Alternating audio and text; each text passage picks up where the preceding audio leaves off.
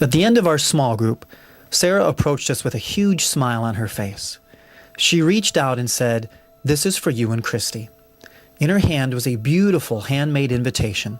It read, "Your attendance is requested at Faith Community Church on Saturday the 15th of September from 2:45 to 7 p.m. for the celebration of you. On behalf of all the youth at Faith Community Church, we would like to honor you, our amazing youth leaders, by treating you to a night of, well, it's a surprise. All that we ask is that you wear socks, and babysitters will arrive before you leave." The anticipation amongst the youth leaders built for 3 days. We would secretly ask each other if anyone knew what was being planned or where we were going, but no one knew a thing. This covert operation's secrecy was as airtight as a nuclear submarine. The night started with the arrival of Maddie, Emily, and Lindsay, who were going to babysit and entertain the youth leaders' kids for 5 hours. We knew our children were not only in great hands, but that they would have the time of their lives. We arrived at the church and were greeted by some of the youth. My son Caleb looked at us and said, "If you would follow me to my vehicle, I will be your chauffeur tonight," in his best English accent. We got into the 1999 Chevy Venture van, buckled our seatbelts, and started our amazing night. We were taken across town to a bowling alley, and very excitedly, we exited our limousine and headed into the bowling establishment. We asked our chauffeur how much the bowling was going to cost us, and he told us that it was all taken care of. He promptly went to the desk and reserved a lane for us.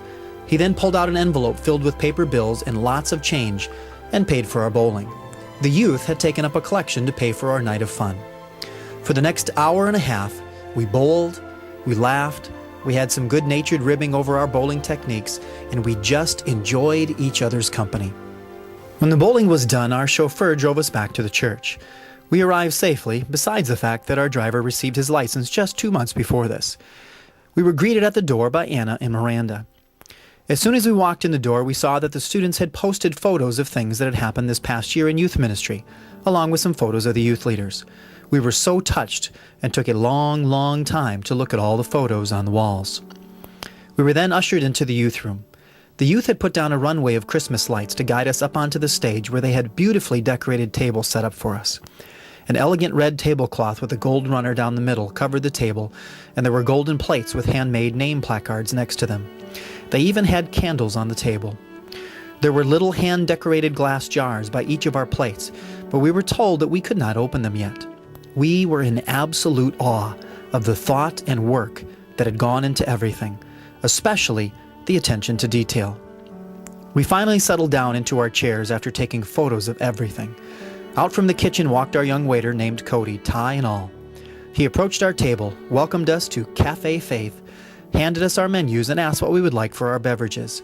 We looked over the creative menus, ordered our beverages, and he went back and retrieved them for us, along with David, Taylor, and Becca. We noticed that there was classical music being played from the youth tech booth to set the mood for our dining experience. Then Becca and Taylor approached our table and served us our salads, including sprinkling cheese on top of the salad. All of us had the fun of saying "when" as she topped off the salads with the cheese. I don't know about you, but I've always liked doing that at restaurants. With each minute that went by, our emotions started to get the best of us as we continued to think about the effort that had gone into this evening. Breadsticks and cheese bread were also brought out for our culinary pleasure. And then we were asked what we wanted for dinner. Our choices were lasagna or chicken fettuccine alfredo. They had even remembered that Rachel, one of our youth leaders, could not eat red meat, so they provided the second choice. Our food came to our table with the utmost speed, and we as youth leaders held hands and gave thanks to the Lord for the food, our amazing youth, and for each other. The food was hot and absolutely delicious, and when we inquired as to where they got the food from, we were told that Becca had made everything for us. That blew us away. The food was good. I mean really good. It was a traditional lasagna made in the old world style with fresh pasta and layered with a classic meat sauce. And the Alfredo was made of lightly seasoned grilled chicken breast strips, tossed in a rich, creamy Parmesan sauce over a bed of hot, fresh fettuccine pasta. When we were done eating, we were asked if we wanted dessert. Our choices were apple pie or brownies, both with ice cream. As I have gotten older, I've made it a practice to not eat desserts, but I have to say I broke that practice this special evening. The apple pie crust was flaky and light, The apple filling was warm as could be without being too hot. The brownies melted in your mouth, and the vanilla ice cream was creamy as a cloud, and it was obvious the vanilla beans that went into this dairy delight came from Madagascar. Needless to say, the desserts were delectable. As we finished up our last course, we were told that we could finally open up our jars. We all scrambled to get the lids off and discovered that inside was an imitation candle that had been flickering the whole time, and that the jar was filled to the rim with handwritten notes from all of the youth. At this time, we all lost it. The tears streamed down our faces as we read the encouraging and heartfelt notes that the youth had so thoughtfully and lovingly written to us, expressing what we have meant to them over the years.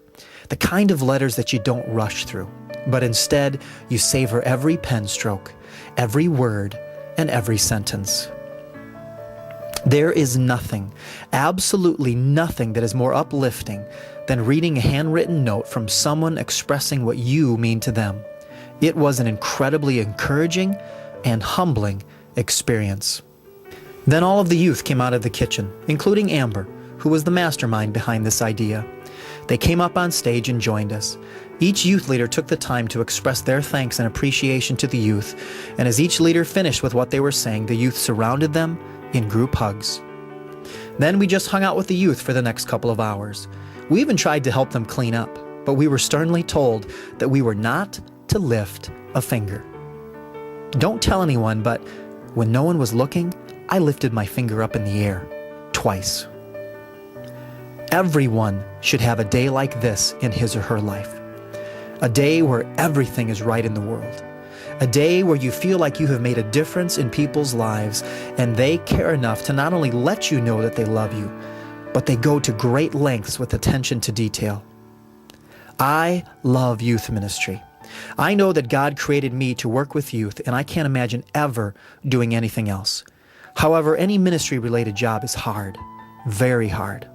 Unless you have been in ministry, you will never, ever know just how hard it can be. But to have something done like that for you is beyond description. Say what you want about the teenagers of this generation, but we would put these teens up against anyone, teen or adult. They are truly amazing in their love for Christ, their love for their friends, and in the many ways that they have shown us love, honor, and respect. In 26 years of youth ministry, we have never felt more loved, cherished, or appreciated, and we can't thank these young people enough.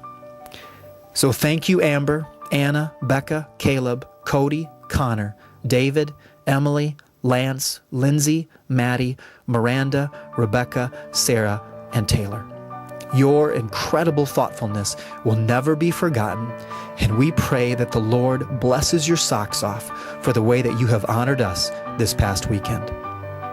Philippians 1:3, I thank my God every time I remember you. I love you all. Your youth minister, Michael T. Powers.